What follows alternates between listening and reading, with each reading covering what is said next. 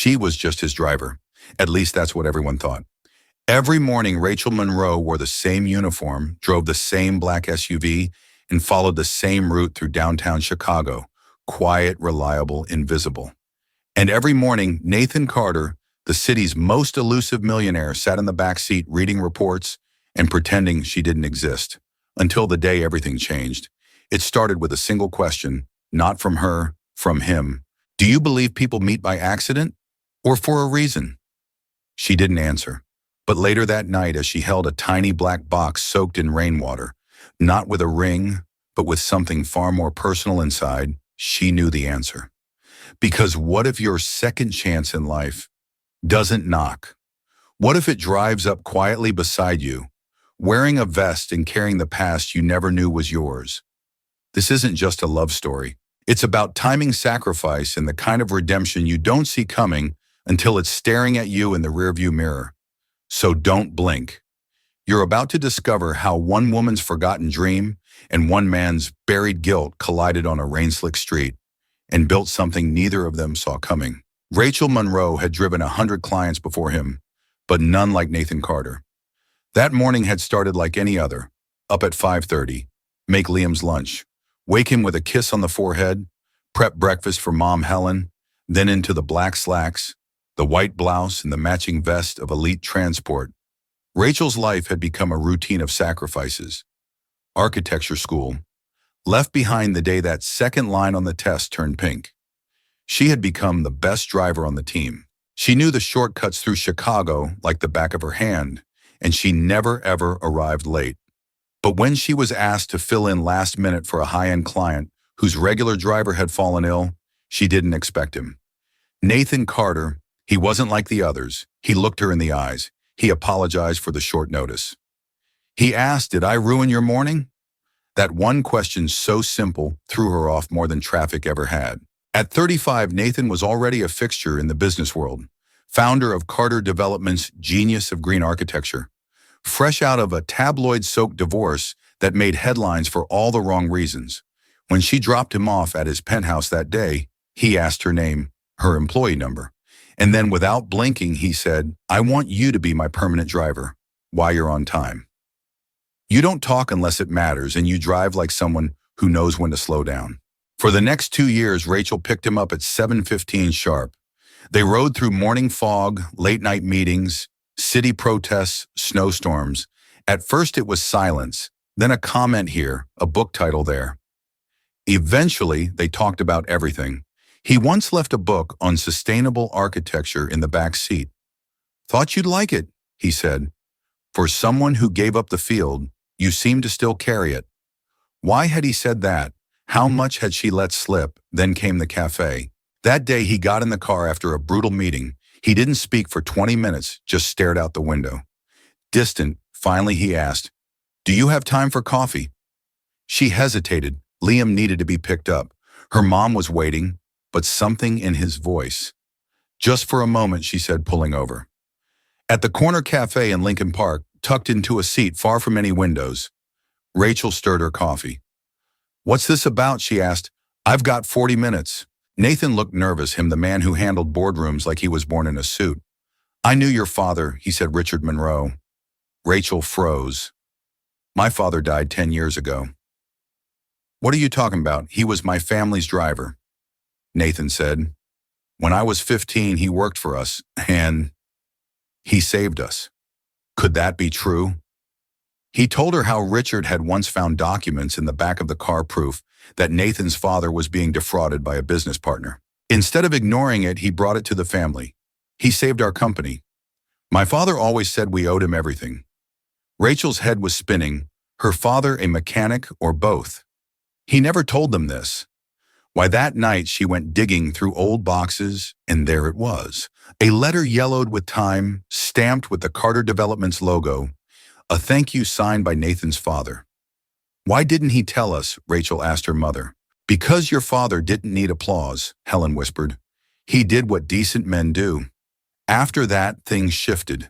Nathan began opening up about his childhood, his late parents, the wife who'd cared more about headlines than home.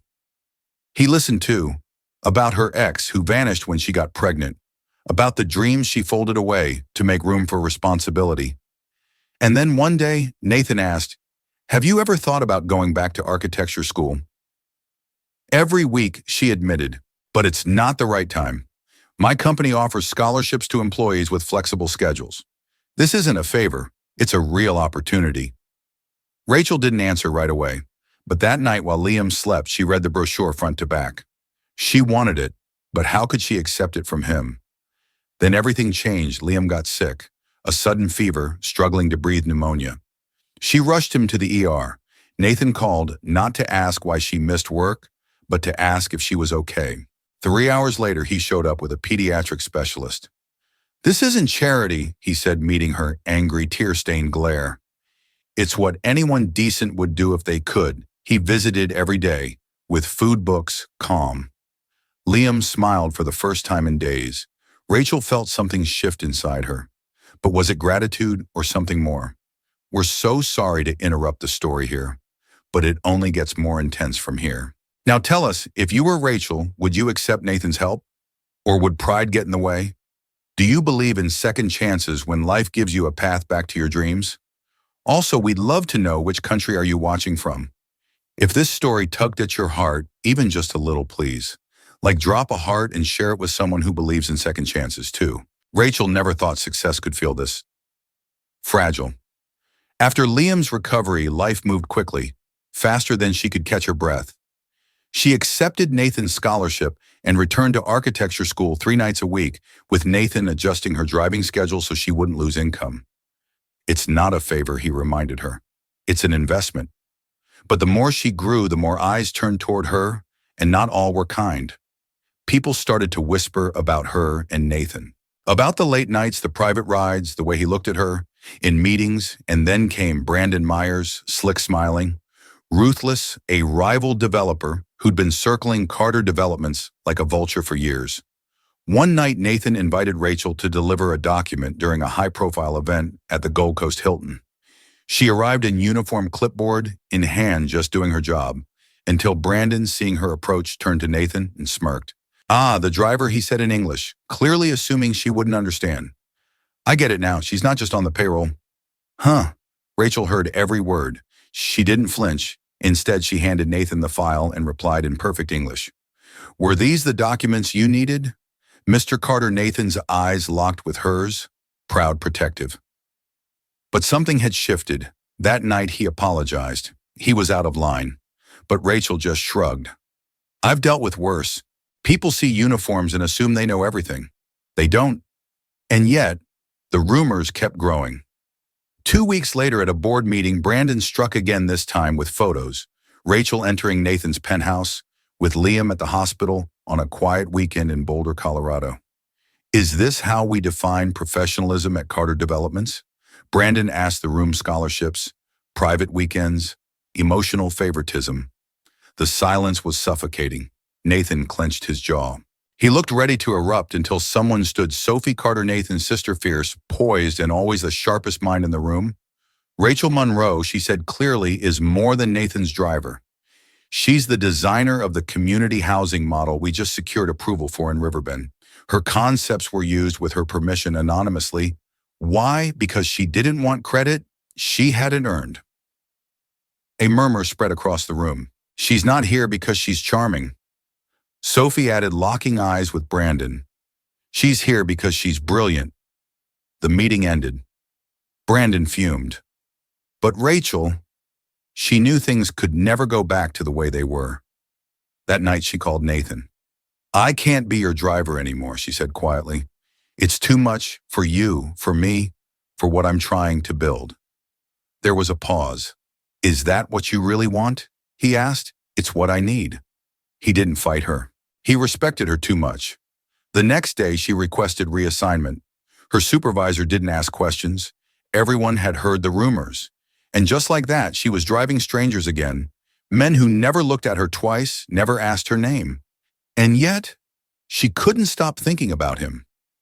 Weeks passed. She buried herself in design projects. Liam asked about Nathan sometimes. "Is he coming to my birthday?" She never had an answer. Then one rainy Friday, her car stalled downtown. Her client, an elderly man with a heart condition, needed to get home immediately. The rain was relentless. Taxis were ghosts, rideshares unavailable. She hesitated, then called the number she had tried so hard to forget. "I need help," she said when he answered. "It's an emergency." 15 minutes later, Nathan arrived in his personal car. No assistant, no driver, just him. He greeted her client with grace, helped him into the car, and drove without asking questions. After dropping the man off safely, the car grew quiet.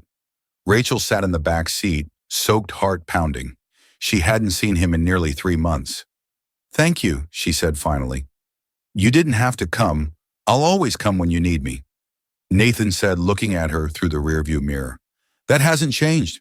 When they reached her building, he stopped her before she got out. "Wait."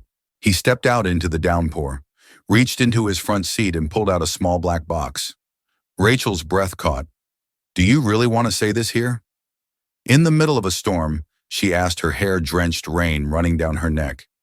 "There's no better time," he said, eyes shining. "Because I'm tired of pretending you're just my past." He opened the box, not a ring, but a miniature architectural model. It was her design. The community center built from her sketches. "They start building next month," he said. "On the land where your father grew up, it'll bear his name." She blinked fast, the rain mixing with tears.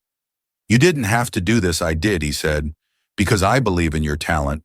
But more than that, I believe in you." She looked at him, really looked.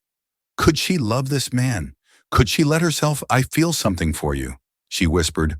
"But I'm scared. There are still so many differences between us." He stepped closer. "Then we take it slow. Like any great design, no shortcuts, no rushing, just solid ground. We hate to pause the story right here, but the final chapter is about to shake everything. Now we want to hear from you. If you were Rachel, would you take that step into something uncertain, even if it scared you? Do you think love should wait until everything is perfect, or can it grow in imperfect places? Also tell us, which country are you watching from? And if this story moved you, please tap the heart like the video and share it with someone who still believes in stories worth building. A year had passed since that stormy night on Rachel's street. She still remembered every second of it. The way Nathan had stood soaked in the rain, holding her dream in his hands. The way his voice trembled, not with doubt, but with honesty. Since then, everything had changed. And yet the most important things hadn't. Rachel had graduated top of her class. Her final project, sustainable housing for low-income families, was recognized by several architectural firms across Chicago. She now worked full-time as a junior architect at River & Co., a respected urban design firm. And most importantly, she had earned it on her own. Liam was thriving. His asthma was under control. He loved school science and sketching wild building ideas in his notebook. Every Sunday morning, he helped Rachel water the small rooftop herb garden they'd built together. It wasn't much, but it was theirs. Nathan, he never pushed, never forced his way back in. He waited, visited, supported from the sidelines, patient, respectful, real. And when he finally asked to take her to dinner again, not as her boss, not as her rescuer, but as Nathan, the man who had once been saved by her father, she said yes. They moved forward slowly.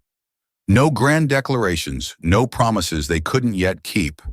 Just shared space, shared laughter, shared growth. Then something unexpected happened. Nathan was offered a position to head a major green architecture initiative in Barcelona. 2 years, it was everything he had worked toward: a global recognition, influence, legacy. At the small restaurant where he told Rachel the news, he looked uneasy. She understood why. "You think I'm going to pull away," she said softly. "I'm not asking you to follow me," he replied. "But I won't lie, I want to build this future with you. I want you and Liam in my life." She looked at him across the table. She thought of her mother Helen, who was now managing her own wellness with grace and strength. She thought of Liam, who'd recently told her, "I like when Nathan helps me with homework. He doesn't make me feel dumb." And she thought of herself. The woman she was now: independent, capable, still learning, but no longer afraid to choose. What if, she asked, we didn't have to choose between our careers and our lives? What if indeed? That night, Nathan proposed a collaboration, not marriage. Not yet, but a partnership. Carter Developments would work alongside River & Co. to design a hybrid urban housing initiative with a sustainable core. Rachel would lead the design team from Chicago. Nathan would manage the global logistics from Barcelona. They'd meet quarterly, rotate responsibilities, share custody of ideas of hope. Could a relationship survive on this kind of blueprint? Would time and space break them or make them stronger? Rachel agreed. They signed the deal professionally at first, but as months passed, it became clear the project wasn't just building homes, it was building them. Then one crisp spring morning in Barcelona, Rachel stood before a group of international stakeholders, presenting the final designs for a mixed-income housing district that used 60% less energy than traditional models. Liam ran circles around the solar panels, showing Nathan's sister Sophie his hand-drawn city map. After the investors left, Nathan turned to her and said, "You know, this is the part of the story where people expect a ring." Rachel laughed. "Is that what you're about to do?" He pulled something from his pocket, not a diamond but a small pendant, engraved with the words, "Designed together, built to last." Later that summer, they held a quiet ceremony under the olive trees of a farmhouse outside the city. Just 30 people. No spotlight. Just family, close friends, and Liam, who proudly handed them the rings and whispered, "Mom says the best structures are the ones you grow into." Rachel had never believed in fairy tales, but she believed in resilience, in choices, in foundations that took time. As the sun set that evening, she stood beside Nathan on the hill, overlooking the finished homes they had created. Lights flickered on, one by one, families moving in, lives beginning. She looked at him and smiled. "Do you ever think about how all of this started?" He nodded. "A broken driver schedule, a borrowed book, a father who left behind more than just memories." Rachel took his hand. "You were never the blueprint I expected," she said, "but maybe you were exactly the one I needed to build something that could truly last." We're so sorry to interrupt the ending here, but we hope you've loved every moment of Rachel and Nathan's journey. Now we want to hear from you. Do you believe true love needs perfect timing, or does it create its own? If someone gave you the chance to rebuild your life from scratch, would you take it? Tell us, what country are you watching from?